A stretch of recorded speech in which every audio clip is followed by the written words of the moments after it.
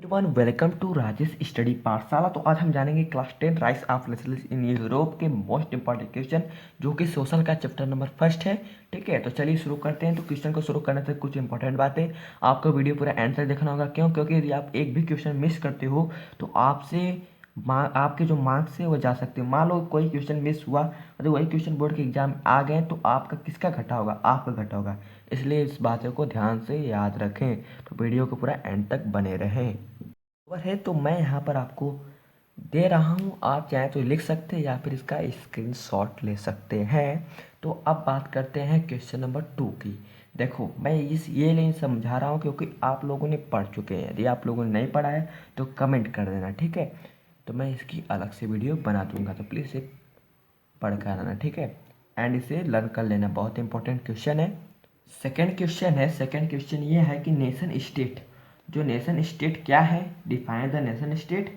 देखो एक कीवर्ड है एंड एक और कीवर्ड है पेज नंबर 2, यानी कि जो आप खोलेंगे बुक को तो चैप्टर फर्स्ट को जब खोलेंगे तो आपको पेज नंबर 2 पर मिलेगा नेशन स्टेट। और एक और कीवर्ड है, देखो कीवर्ड है जो न्यू, जिसे हम न्यू वर्ड भी कहते हैं। तो चलिए उसे देख लेते हैं। जब आप बुक को ओपन करेंगे तो आपको यहाँ पर दिखेगा, ठीक है?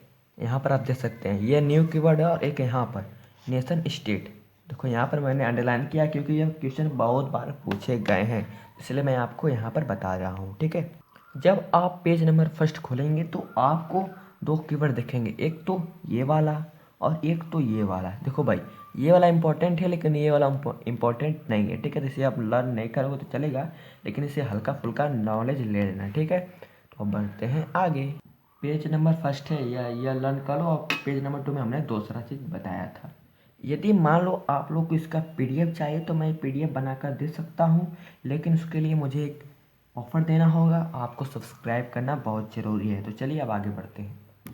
तो थर्ड क्वेश्चन है what is the major and practice the French revolution introduce create a sense of collective identity, यानी कि कौन से ऐसे मेजर एंड प्रैक्टिस किए गए जिससे फ्रेंच रेवोल्यूशन जो हुआ था, यानी कि जो फ्रेंच में sense of collective identity form हुआ, यानी कि कौन सा ऐसा मेजर एंड प्रैक्टिस किया गया जिससे फ्रेंच में कलेक्टिव बिलोंगनेस आया। तो चलिए इसके क्वेश्चन को हम समझ लेते हैं।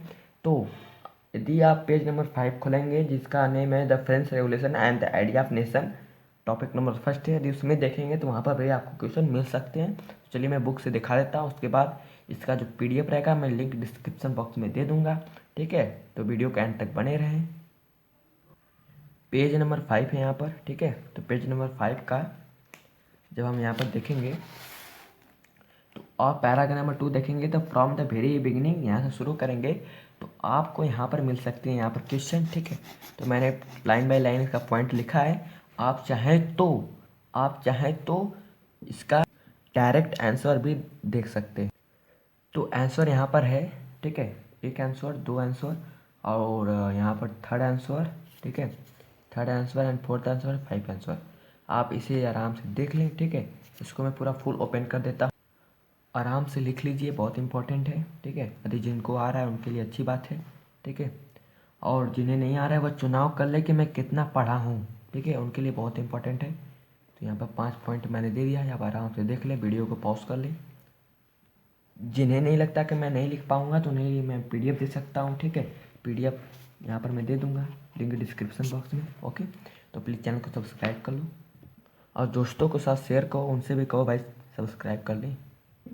अभी तक हमने 3 क्वेश्चन करा दिए, अब चौथा नंबर क्वेश्चन है। तो explain any 5 provision of Napoleon code, यानी जो नेपोलियन कोड था उनका कोई 5 उद्देश्य लिखो या फिर कोई 5 टॉपिक लिखो जिससे जो वहाँ के जो पीपल थे उन्हें बेनिफिट हुआ, ठीक है? तो चलिए उसे देख लेते हैं। तो इसके 5 आंसर हैं। तो यदि मान लो शॉर्ट में पूछता है तो हम 3 लिख सकते हैं, यदि मान लो लॉन्ग में पूछता है तो हम 5 लिख सकते हैं, तो ठीक है? तो पहला उन्होंने दिया था एक provision, abolishment of privilege based on the earth, यानी कि कोई भी मान लो उसका मान लो पिता है, यानी कि जो दादा है, यदि मान लो वो पहले से ही बहुत अमीर है तो कोई ज़रूरी नहीं कि उनका बेटा भी अमीर होगा। इन्हें कोई बर्थ पर प्रोविजन या फिर कोई प्रावधान नहीं मिलेगा, ठीक है? तो पहला यह शीर्षक था नेपोलियन का, एंड दूसरा टॉपिक था सिंप्लीफिकेशन ऑफ एडमिनिस्ट्रेटिव सिस्टम, ठीक है? तो इसमें क्या हुआ था कि जो नेपोलियन ने सिंप्लीफाई कर दिया था वहाँ प्रशासनिक रूल को उन्होंने क्या कहा, उन्होंने जो फ्यूडल सिस्टम था यानी कि जो दो रुपये जो सरकार थी उन्हें हटाकर वहाँ के जो किसानों के थे किसानों का उन्होंने कर्ज माफ कर दिया, यानी कि उन्होंने एक बहुत ही बड़ा रोल लिया। ठीक है। एंड थर्ड नंबर पर आता है रिमूवल ऑफ गाइड रेजिस्टेंस। तो वो गाइड रिस्ट्रिक्शन है जो है, तो पॉइंट नंबर थर्ड में इन्होंने क्या कहा, इन्होंने जो गाइड रिस्ट्रिक्शन था उसे हटाकर इन्होंने ग्रोथ यानी कि जो मैन्युफैक्चर के ग्रोथ के लिए उन्नति किया। ठीक है। तो इन्होंने जब नेपोलियन आए हैं तो उन्होंने गाइड रिस्ट्रिक्शन को हटाकर नेपोलियन मतलब जो उनके मैन्युफैक्चर इंडस्ट्री थे तो उन्हें ग्रोथ किया। तो फोर्थ पॉइंट पे इन्होंने इम्प्रूवमेंट इन इंफ्रास्ट्रक्चर यानी कि इन्होंने ट्रांसपोर्ट एंड कम्युनिकेशन सिस्टम को इम्प्रूव किया था। वहाँ के जो ट्रांसपोर्ट थे एंड कम्युनिकेशन सिस्टम थे उन्होंने उन्हें बढ़ावा दिया कि भाई तुम आगे बढ़ो जिससे मेरे जो देश हैं उनका ग्रोथ हो गई। तो उस समय ये फ्रांस के रूलर थे। एंड पांचवें नंबर पर इन्होंने फ्रीडम ऑफ ट्रेड यानी कि जो व्यापार का इन्होंने व्यापार लोगों को आज़ादी दे दी। क्यों? क्योंकि चाहे तो कोई बड़ा आदमी हो, बड़ा रूप के आदमी व्यापार करे या फिर छोटा रूप के यानी कि बिजनेसमैन हो या फिर स्मॉल स्केल प्रोड्यूसर हो गुड का, तो उनको एक सिंपल या फिर एक यूनिफॉर्म ला ही लेना हो। ये नहीं कि जो बड़ा है तो अपने हिसाब से जो पैसा मांगे तो ले लेगा। लेके उन्होंने क्या किया, इन्होंने एक कॉमन नेशनल करेंसी निकाला, एक नया मुद्रा निकाला। ठीक है। और इन्होंने एक स्टैंडर्ड वेट एंड मेजर भी लिया। आप ये समझ सकते हो। तो आप नेपोलियन के 5 मेजर फैक्टर को देख सकते हो जो कि वहाँ के लोगों के लिए बहुत ही बेनिफिट था। तो ये 5 पॉइंट है, आप इसे लर्न कर लो। ठीक है। तो चलिए अब आगे बढ़ते हैं। तो क्वेश्चन नंबर 5 है explain any 4 reason how the initial enthusiasm of people of French soon turn into the hostile after Napoleon take over the French. यानी कि इसमें कहने का मतलब यह है कि जब ऐसे 4 पॉइंट लिखो जिससे जिससे जब नेपोलियन ने शुरू में सब पर अपना अधिकार जमाया, फिर बाद में उन वहाँ के लोगों ने क्यों उसे भगाना शुरू कर दिया या फिर क्यों वहाँ पर हॉस्टाइल करना शुरू किया, उसका 5 फैक्ट लिखो या फिर 4 मेजर पॉइंट लिखो। चलिए जान लेते हैं। तो पहला आंसर यहाँ पर देख सकते हो, इनिशियली शुरू में in many place such as Holland Switzerland and as well in central city like Brussels Mainz and Milan Warsaw the French army were welcome to harbinger of liberty. यानी कि शुरू में जो वहाँ के होलैंड देश था, स्विट्जरलैंड देश था, ब्रुसेल था, मैनेज था, मिलन था, वार्सा था, इन्होंने क्या किया, नेपोलियन को बहुत ही खुशी से वेलकम किया।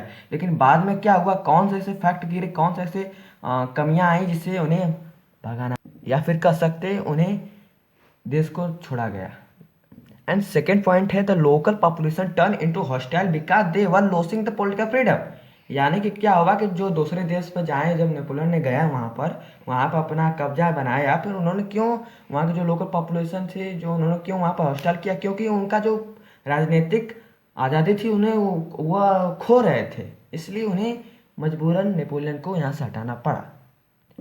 एंड थर्ड पॉइंट है increase taxation and censorship were weight and advantage of the administrative change. इसमें क्या हुआ कि इन्होंने बहुत ही ज़्यादा कर्ज बढ़ा दिया नेपोलियन ने, एंड वहाँ पर सेंसरशिप यानी कि वहाँ पर तानाशाही करने लगा, इसलिए उन्हें यह घटा यानी कि कह सकते उन्हें यह लॉस हुआ। एंड चौथे नंबर था people were called upon to supply soldier and force resentment in rural area cause by spirit anger. Napoleon ने एक बहुत बड़ा गलती किया। उन्होंने क्या गलती किया, उन्होंने जो वहाँ के जो रूरल एरिया थे, जो ग्रामीण क्षेत्र के लोग थे, वहाँ से घुसपैठिया यानी कि बड़ा ज़बरदस्ती वहाँ के लोगों को सोल्डर बनाना चाहा, बहुत ज़बरदस्ती सैनिक बनाना चाहा। लेकिन वहाँ के लोग चाहते नहीं थे कि मुझे सैनिक बनाया जाए, इसलिए इन्हें 4 पॉइंट यानी जो 4 पॉइंट है इनसे इन्होंने लॉस किया। इन्होंने अपने यहाँ पर हॉस्टाइल लिया नेपोलियन बोनापार्ट ने। मैं नहीं लिखूंगा, डायरेक्टली बोल दूंगा what is aristocracy and characteristic of aristocracy. But लेकिन जब आप पेज नंबर 8 खोलेंगे बुक का तो आपको यहीं पर आंसर मिल जाएगा। यहाँ पर आप जब शुरू करेंगे तो एरिस्टोक्रेसी का the member of this class were united by the common way of life and that cut across regional division. पहला पॉइंट यहाँ से लिख देंगे। उसके बाद यहाँ से they own state in the hour side and also town house side, तो यहाँ 2 पॉइंट हो गया। And third point they spoke French for purpose of diplomacy and in high society, इन थर्ड पॉइंट हो गया।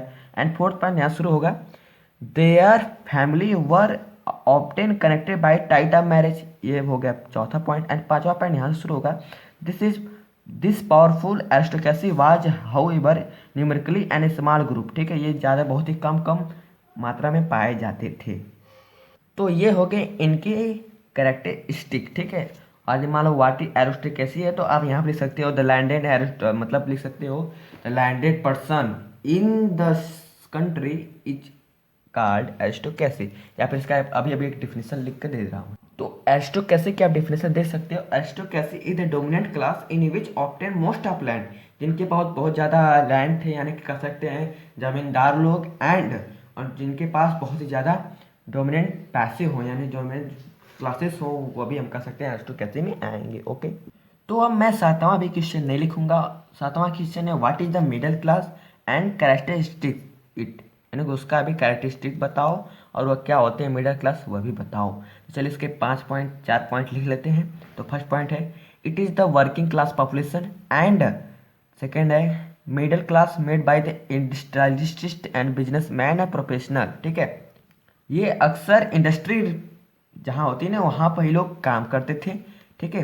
एंड थर्ड पॉइंट है it is among the educated liberal middle class that idea of national unity of following the evolution of aristocratic privilege against the popularity.